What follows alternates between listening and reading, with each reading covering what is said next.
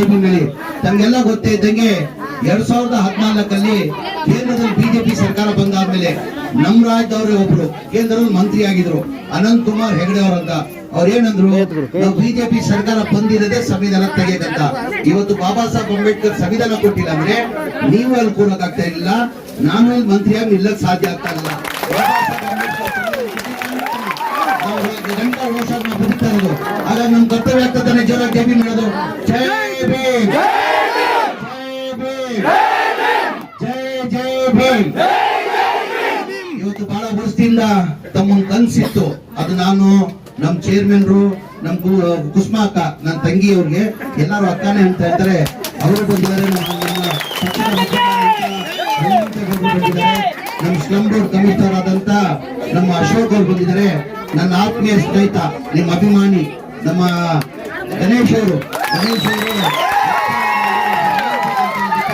ಒಂದ್ 3-4 ತಿಂಗಳಿಂದ ಗಣೇಶ್ ಅವರು ನೀವು ಬರಬೇಕು, ಇಲ್ಲಿ ಭೇಟಿ ಕೊಡ್ಬೇಕು, ಅವ್ರು ಯಾವ ತರ ವಾಸ ಮಾಡ್ತಾ ಇದಾರಂತೆ ನಿಮ್ ಕಣ್ಣಾರೆ ನೋಡಿ ಒಂದು ತೀರ್ಮಾನ ತಗೊಳ್ಬೇಕಂತ ನನ್ಗೂ ಚೇರ್ಮನ್ರಿಗೆ ಪ್ರಸಾದಪ್ಪ ಅವರಿಗೆ ಕನಿಷ್ಠ 1 ವರ್ಷದಿಂದ ಒತ್ತಡ ಆಗ್ತಾ ಇದ್ದ. ಇವತ್ತು ಟೈಮ್ ಅನ್ನ ಬಂದು ಇವತ್ತು ನಾವು ಬಂದಿದ್ದೀವಿ. ಇವತ್ತು ಬಂದು ನೋಡಿದಾದ್ಮೇಲೆ ನಾವು ಏನಾಗಿದೆ, ಬಹಳ ವರ್ಷದಿಂದ ನನ್ನ ಅನಿಸಿಕೆ ಉತ್ತರ ಕರ್ನಾಟಕದವರು ಜಾಸ್ತಿ ಜನ ಇರೋದು ಉತ್ತರ ಕರ್ನಾಟಕದವರು. ಟೋಟಲ್ 27 ಗುಂಟೆ ಜಾಗ ಇದು, 109 ಮನೆಗಳವೆ. ಅಂದ್ರೆ 500 ಚಿಲ್ಲರೆ ನೀವು ಜನ ವಾಸ ಮಾಡ್ತಾ ಇದ್ರ, ಮಕ್ಕಳೆಲ್ಲ ಸೇರ್ಕೊಂಡು 500 ಜನ ವಾಸ ಮಾಡ್ತಾ ಇದ್ರ. ಈಗ ಏನಾಗಿದೆ, ಬಹಳ ವರ್ಷದಿಂದ ತಾವ್ ಈ ತರನೇ ಜೀವನ ಮಾಡ್ತಾ ಇದ್ದೀರಮ್ಮ. ಈ ತರ ಎಷ್ಟ್ ದಿನ ಅಂತ ಈ ತರ ಜೀವನ ಮಾಡ್ತಾ ಇದ್ದೀರಾ? ತಮ್ಗೆಲ್ಲ ಗೊತ್ತೈತಂಗೆ ಸ್ಲಮ್ ಬೋರ್ಡ್ ಅಲ್ಲಿ ಹಿಂದಿನ ಸರ್ಕಾರ ಅಲ್ಲಿ ಸಿದ್ದರಾಮಯ್ಯ ಅವರು ಮುಖ್ಯಮಂತ್ರಿ ಇರುವಾಗ ಮನೆಗಳು ಸ್ಯಾಂಕ್ಷನ್ ಮಾಡಿದ್ರು. 1,80,253 ಮನೆಗಳು ಹಿಂದಿನ ಸರ್ಕಾರ ಅಲ್ಲಿ ಸಿದ್ದರಾಮಯ್ಯ ಮುಖ್ಯಮಂತ್ರಿ ಇರುವಾಗ 2015, 16, 17, 18, 19 ಮನೆಗಳು ಸ್ಯಾಂಕ್ಷನ್ ಮಾಡೋದಮ್ಮ. ಅದಾದ್ಮೇಲೆ ಒಂದ್ ಮನೆನೂ ಸ್ಯಾಂಕ್ಷನ್ ಮಾಡಿಲ್ಲ, ಒಂದ್ ಮನೆನೂ ಕೊಡಕ್ ಸಾಧ್ಯ ಆಗಿಲ್ಲ. ಹೊಸ ಏನಾದ್ರು ಮನೆ ಸ್ಯಾಂಕ್ಷನ್ ಮಾಡಿದ್ರೆ ನಾವು ಈ ಮನೆಗಳು ಕಟ್ಟಕ್ ಸಾಧ್ಯತೆ ಆಗ್ತಾ ಇತ್ತು. ಒಂದ್ ಮನೆನೂ ಸ್ಯಾಂಕ್ಷನ್ ಮಾಡಿ ಕಾರಣ ಅಂದ್ರೆ ಸಮ್ಮಿಶ್ರ ಸರ್ಕಾರ ಬಂದು 2 ವರ್ಷ, ಬಿಜೆಪಿ 4 ವರ್ಷ ಇತ್ತು. ಒಂದ್ ಮನೆನೂ ಸ್ಯಾಂಕ್ಷನ್ ಮಾಡಿಲ್ಲ, ಒಂದ್ ಮನೆನೂ ಕೊಡಕ್ ಸಾಧ್ಯ ಆಗಲ್ಲಮ್ಮ. ಒಂದ್ ಮನೆ ಕಟ್ಬೇಕಾದ್ರೆ 7.5 ಲಕ್ಷ ರೂಪಾಯಿ ಆಗ್ತದೆ. ಎಷ್ಟಾಗ್ತದೆ? 7.5 ಲಕ್ಷ. ಕೇಂದ್ರದಿಂದ ಏನ್ ಮಾಡ್ತಾರೆ, ಪ್ರಧಾನ ಮಂತ್ರಿ ಬಹಳ ಜನ ಬಂದು ಮತ ಕೊಡಿ ಅಂತ ನಿಂತವ್ ಬರ್ತಾರೆ. ಬಿಜೆಪಿ ಮತ ಕೊಡಿ, ಬಿಜೆಪಿ ಮತ ಕೊಡಿ, ಬಿಜೆಪಿ. ಏನಿಗೆ ಬಿಜೆಪಿ ನಾವು ಮತ ಕೊಡ್ಬೇಕು? ಪ್ರಧಾನ ಮಂತ್ರಿ ಆವಾಸ್ ಯೋಜನೆ ಅಂತ ಹೇಳ್ಬಿಟ್ಟು ಏನ್ ಮಾಡ್ತಾರೆ, 1.5 ಲಕ್ಷ ಕೊಡ್ತಾರೆ.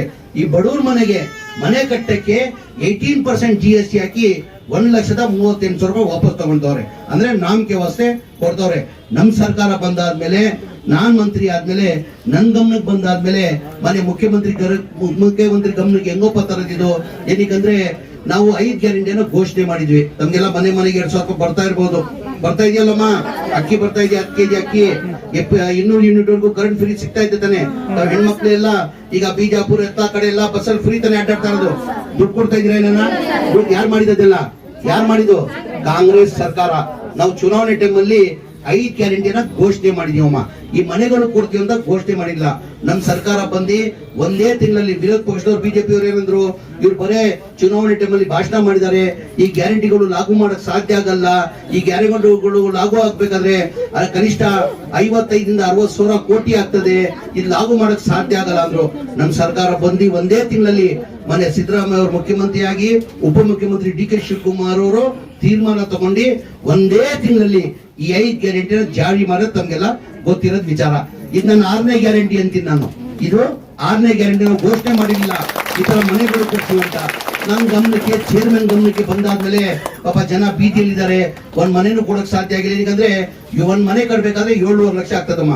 ಕೇಂದ್ರ ಸರ್ಕಾರದಿಂದ 1.5 ಲಕ್ಷ ಕೊಡ್ತಾರೆ, ಸ್ಟೇಟ್ ಗೌರ್ಮೆಂಟ್ ಇಂದ 1.5 ಲಕ್ಷ ಕೊಡ್ತಾರೆ, 3 ಲಕ್ಷ ಅವರೇಜ್ ಆಗ್ತದಮ್ಮ. 7.5 ಲಕ್ಷದಲ್ಲಿ 3 ಲಕ್ಷ ಹೋದ್ರೆ ಎಷ್ಟು ಉಳಿತದೆ? 4.5 ಲಕ್ಷ. 4.5 ಲಕ್ಷ ಬಡವ್ರು ಎಲ್ಲಿಂದ ಕಟ್ಟಕ್ ಸಾಧ್ಯ? ಟೋಟಲ್ ನಮ್ ಬೆನಿಫಿಷಿಯರಿ ಪೇಮೆಂಟ್ ಹನುಮಂತ ಗೌಡ್ರೆ ಬರ್ಬೇಕಾಗಿದ್ದು 1,80,000 ಮನೆಗಳಿಗೆ 7,400 ಕೋಟಿ ಬರ್ಬೇಕಾಗಿತ್ತು. ಬರೇ 8 ವರ್ಷದಲ್ಲಿ ಬರೇ 310 ಕೋಟಿ ಬಂದಿದ್ದಮ್ಮ. ಯಾರು 5,000 ಕೊಟ್ಟವ್ರೆ, ಯಾರು 10,000 ಕೊಟ್ಟವ್ರೆ, ಯಾರು 15,000 ಕೊಟ್ಟವ್ರೆ, ಯಾರು 20,000 ಕೊಟ್ಟವ್ರೆ. ಆದ್ಮೇಲೆ ಬಡವ್ರು ಕೊಡಕ್ ಸಾಧ್ಯ ಆಗಲ್ಲ. ನನ್ಗೂ ಚೇರ್ಮನ್ ಗಮನಕ್ಕೆ ಬಂದಾದ್ಮೇಲೆ ಜನ ಬೀದಿಯಲ್ಲಿ ಇದಾರಪ್ಪ, ಇವ್ರು ಬಡವ್ರು ದುಡ್ಡು ಕೊಡಕ್ ಸಾಧ್ಯ ಆಗಲ್ಲ. 4.5 ಲಕ್ಷ ನಾವೇ ಸರ್ಕಾರ ವತಿಯಿಂದ ಕಟ್ ಕೊಡ್ಬೇಕಾಗ್ತದೆ ಅಂತ ಹೇಳ್ಬಿಟ್ಟು ಮುಖ್ಯಮಂತ್ರಿ ಗಮನಕ್ಕೆ ಹೆಂಗಪ್ಪ ತರೋದು? ಈ 5 ಗ್ಯಾರಂಟಿದಲ್ಲಿ ಇದು ಹೆಂಗ್ ಕೊಡಕ್ ಸಾಧ್ಯ? ಇದು 7,500 ಕೋಟಿ ಸ್ಲಮ್ ಹುಡುಗಮ್ಮ. ಅದೇ ತರ ರಾಜೀವ್ ಗಾಂಧಿ ಸ್ಕೀಮ್ ಅಂತ ಇದೆ, ಅದು 47,786 ಮನೆಗಳು, ಅದಕ್ಕೆ 2,500 ಒಟ್ಟಾಗಿ 9,000 ಕೋಟಿ ಬೇಕಾಗ್ತದೆ ಈ ಮನೆಗಳು ಕಂಪ್ಲೀಟ್ ಮಾಡ್ಬೇಕಾದ್ರೆ.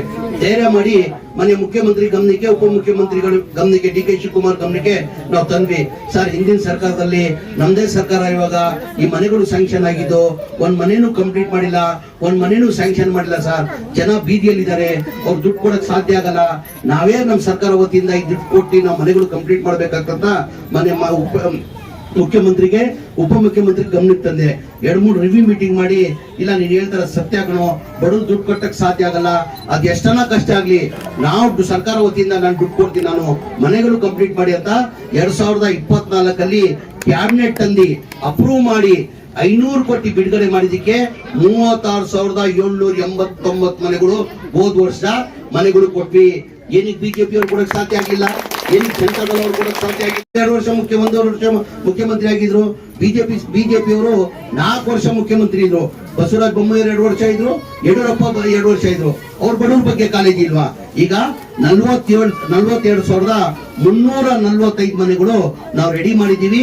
ಹೋದ್ ತಿಂಗಳಲ್ಲೇ 25ನೇ ತಾರೀಕು ಕೊಡ್ಬೇಕಾಗಿತ್ತು ಮನೆಗಳು. ಹುಬ್ಳಿದಲ್ಲಿ ಕಾರ್ಯಕ್ರಮ ಮಾಡಿ ನಮ್ಮ ಸಾಧನಾ ಸಮಾವೇಶ ಕಾರ್ಯಕ್ರಮದಲ್ಲಿ ಹೊಸಪೇಟೆ ಮಾಡಿದ ಕಣ್ಣಲ್ಲಿ ನಾವು ರದ್ದು ಮಾಡಿ ಈ ತಿಂಗಳಲ್ಲಿ ಮಾಡ್ಬೇಕು, ಇಲ್ಲ ಬರೋ ತಿಂಗಳಲ್ಲಿ ಫಸ್ಟ್ ವೀಕ್ ಅಲ್ಲಿ ಮಾಡ್ಬೇಕಂತ 42,345 ಮನೆ ಕೊಡ್ಬೇಕಂತ ತೀರ್ಮಾನ ಮಾಡಿದೀವಿ. ಏನಕ್ಕೆ ಬಿಜೆಪಿ ಅವ್ರು ಕೊಟ್ಟಿಲ್ಲ? ಮನೆ ಮುಖ್ಯಮಂತ್ರಿಗಳು, ಉಪಮುಖ್ಯಮಂತ್ರಿಗಳು ಸೂಚನೆ ಕೊಟ್ಟಿದ್ದಾರೆ.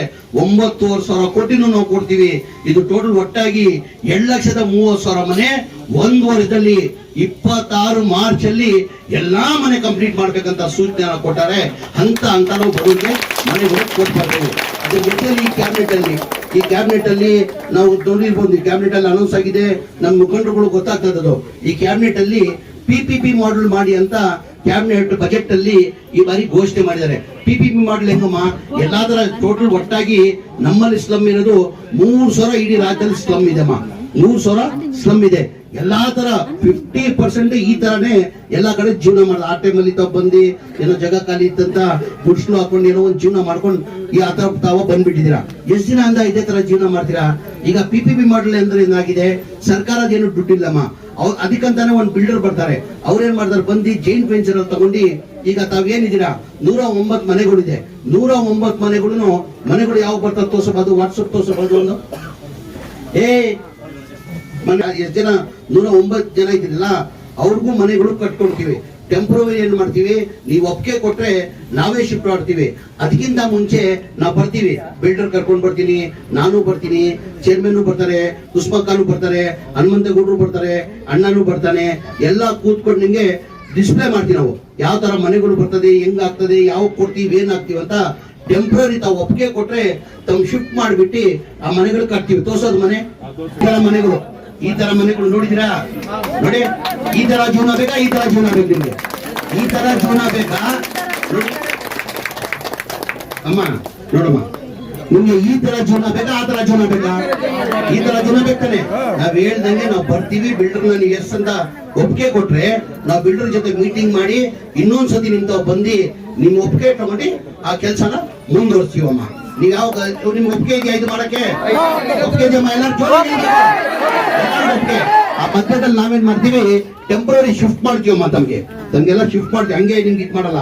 ಟೆಂಪ್ರರಿ ಶಿಫ್ಟ್ ಮಾಡಕ್ಕೆ ಅವ್ರ ಬಿಲ್ಡರ್ ತಗೊಂಡ್ರೆ ಬಾಂಬೆ ಟೈಪ್ ಹೆಂಗಿದೆ ಅಂದ್ರಮ್ಮ, ನಿಮ್ ಮನೇನೆ ಕೊಡ್ತಾರೆ. ಬಾಂಬೆಯಲ್ಲಿ ಪ್ರಸಾದನ ನೋಡಿಮ್ಮ, ಇದು ಹುಬ್ಳಿದಲ್ಲಿ ಮಾಡ್ತಾರ ಮನೆಗಳು ಎಲ್ಲ ಈ ತರ ಮನೆ ಮಾಡ್ಬೇಕಂದ್ರೆ ಹಂಗಂತ ಕೊಡ್ರೆ ಈಗ ಏನ್ ಮಾಡ್ತೀವಿ, ಬಿಲ್ಡರ್ ಅವ್ರ ಜೊತೆ ಫಸ್ಟ್ ಟೈಮ್ ಮಾಡ್ತಾರ ನಾವು. ಅವ್ರು ಏನ್ ಮಾಡ್ತಾರೆ, ನಾವೇನ್ ಮಾಡ್ತೀವಿ, ಟೆಂಪ್ರರಿ ಶೆಡ್ ಹಾಕಿ ಶಿಫ್ಟ್ ಮಾಡ್ತೀವಿ ನಾವು. PPP ಮಾಡೆಲ್ ಅಲ್ಲಿ ಆತರ ಇಲ್ಲಮ್ಮ. ಅವ್ರೇನ್ ಮಾಡ್ತಾರೆ, ಎಲ್ಲ ನಿಮ್ ಮನೆ ಹುಡುಕ್ ಕೊಡ್ತಾರೆ. 400 ಸ್ಕ್ವೇರ್ ಫೀಟ್ 500 ಸ್ಕ್ವೇರ್ ಫೀಟ್ ಆ ಬಾಡಿಗೆ ಏನಾಗ್ತದೆ, ಆ ಬಿಲ್ಡರೇ ಕಟ್ತಾನೆ. ಆಕ್ಚುಲ್ PPP ಮಾಡೆಲ್ ಅಲ್ಲಿ ಆತರ ಇರೋದನ್ನ ಶಿಫ್ಟಿಂಗ್ ಇಲ್ಲ. ಆ ಬಿಲ್ಡರ್ ಏನ್ ಮಾಡ್ತಾನೆ, ಅವ್ರನ್ನ ಬಾಡಿಗೆ ಕೊಟ್ಟು ಅವ್ರಿಗೆ ಶಿಫ್ಟ್ ಮಾಡ್ತಾನೆ. ಈಗ 109 ಜನ ಸರೌಂಡಿಂಗ್ ಅಲ್ಲಿ ಏನ್ ಮಾಡ್ಬಿಡ್ತಾನೆ, ಎಲ್ಲ ಒಂದ್ ಕಡೆ ನೋಡ್ಬಿಟ್ಟು ಅವ್ರನ್ನ ಬಾಡಿಗೆ 1,000-2,000 3,000 ಬಾಡಿಗೆ ಆದ್ರೆ ಅವರೇ ಕಟ್ಟಂಗೆ ಅದು ಇದಿದೆ. ಆಕ್ಚುಲ್ ಪ್ರೊಸೀಜರ್ ಪ್ರಕಾರ ಅದೇ ತರ ಇರೋದನ್ನ ಶಿಫ್ಟಿಂಗು ಇಲ್ಲ. ಅದೊಂದು ಮೀಟಿಂಗ್ ಮಾಡೋಣ, ಮೊದಲೇ ಬಾರಿ ಮಾಡ್ತಾ ಇರೋದು. ಯಾವ ತರ ಅಂತ ನಿಮ್ ಒಳ್ಳೇದಾಗದೇ ಕೆಲಸ ಮಾಡೋದಮ್ಮ. ನಾವಿರೋದೇ ನಿಮ್ ಪರ. ಕಾಂಗ್ರೆಸ್ ಪಕ್ಷದ ಇತಿಹಾಸ ತೆಗೀರಮ್ಮ, ಕಾಂಗ್ರೆಸ್ ಪಕ್ಷದ ಇತಿಹಾಸ ತೆಗೀರಿ. ಯಾವ ಚುನಾವಣೆ ಬರ್ತದೆ, ಜನಗಳು ಮಧ್ಯದಲ್ಲಿ ಹೋದ್ರೆ ನಮ್ಮ ಸಾಧನೆಯನ್ನ ತೋರಿಸಿ ನಾವು ಮತ ಕೇಳ್ತೀವಿ. ಯಾವ ತರ ಬಿಜೆಪಿ ಅವ್ರು ಸಾಧನೆ ತೋರಿಸಿದಾರ, ಅವರು ಬರೀ ಹಿಂದೂ ಮುಸಲ್ಮಾನ್ ಅವ್ನು ಯಾವ ಹಿಂದೂನು ಬೇಕಾಗಿಲ್ಲ, ಯಾವ ಮುಸಲ್ಮಾನು ಬೇಕಾಗಿಲ್ಲ.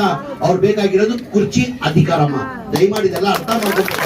ತೆಗೀರಿ ಕಾಂಗ್ರೆಸ್ ಪಕ್ಷ ಇತಿಹಾಸ ತೆಗೀರಿ. ನಾವು ಬಂದ್ರೆ ಚುನಾವಣೆ ಟೈಮಲ್ಲಿ ಬಂದ್ರೆ ನಾವೇನ್ ಮಾಡ್ತೀವಿ, ನಮ್ ಸಾಧನೆ ಕೇಳ್ತೀವಿ ನಾವು. ನೋಡಮ್ಮ ನಮ್ ಸರ್ಕಾರ ಇತ್ತು, ನಾವ್ ಹಿಂಗ್ ಮಾಡಿದೀವಿ, ಮುಂದೆ ನಮ್ ಸರ್ಕಾರ ಬಂದ್ರೆ ನಾವ್ ಹಿಂಗ್ ಮಾಡ್ತೀವಂತ ನಮ್ ಸಾಧನೆನ ಹೇಳ್ತೀವ. ಬಿಜೆಪಿ ಅವ್ರು ಎಂದೂ ಸಾಧನೆ ಇರಲಿಲ್ಲಮ್ಮ, ಬರೇ ಕಟ್ಟಿನೇ ಅವ್ರ ಪದ ತಗೊಂಡಿರೋದು. ಈ ತರ ಜೀವನಮ್ಮ. ಈ ಮುನ್ರತ್ನ ಅವರು ಎಷ್ಟು ಬಾರಿ MLA ಆಗಿದಾರಮ್ಮ, ಅವರು ಅವ್ರದೇ ಸರ್ಕಾರ ಇತ್ತಾನೆ, ಮಂತ್ರಿ ಆಗಿತ್ತಾನೆ. ಅವ್ನ್ ಮನ್ಸು ಮಾಡಿದ್ರೆ ಒಂದೇ ತಿಂಗಳು ಕೆಲಸ ಅವ್ರು ಅಪ್ರೂವ್ ಮಾಡೋದು. ಏನಿಗ್ ಮಾಡಿಲ್ಲ, ಮತ ಕೇಳುವಾಗ ಬರ್ದ್ ಮತ ಕೇಳ್ತಾರೆ. ಆಮೇಲೆ ಏನಾಗ್ತದೆ, ಸ್ಲಮ್ ಅಲ್ಲಿ ಸ್ವಲ್ಪ ದುಡ್ಡು ಕಾಸು ಕೊಟ್ಬಿಡ್ತಾರೆ, ದುಡ್ಡು ಕಾಸು ಕೊಟ್ಟು ಮತ ಕೇಳ್ತಾರೆ. ದಯಮಾಡಿ ಅದಕ್ಕೆ ಇದಾಗಬಾರ್ದು. ನೀವೆಲ್ಲ ನಿಮ್ಗೆ ಒಳ್ಳೇದಾಗಕ್ಕೆ ನಾವೆಲ್ಲ ನಿಮ್ ಜೊತೆ ಇದೀವಮ್ಮ. ನಾನು ಇನ್ನೊಂದ್ ಬಾರಿ ಒಂದ್ ಮೀಟಿಂಗ್ ಮಾಡಿ ತಾವು ಒಪ್ಪಿಗೆ ಕೊಟ್ಟಿದ್ದೀರಾ, ಇನ್ನೊಂದ್ ಬಾರಿ ಮೀಟಿಂಗ್ ಮಾಡಿ ಬಾಸು. ಇನ್ನೊಂದ್ ಕಡೆ ಇಲ್ಲೇ ಬಲ್ವಾ, ಯಾವ ತರ ಬರ್ತದೆ ಡಿಸ್ಪ್ಲೇ ಮಾಡಿಬಿಟ್ಟು ತೋರಿಸ್ಬಿಟ್ಟು ಮುಂದುವರ್ಸೋಣ ಅಂತ ಹೇಳಿ ನಿಮ್ಗೆಲ್ಲ ಒಳ್ಳೇದಾಗ್ಲಿ ಅಂತ ನಾನು ಮಾಡ್ತೀನಿ.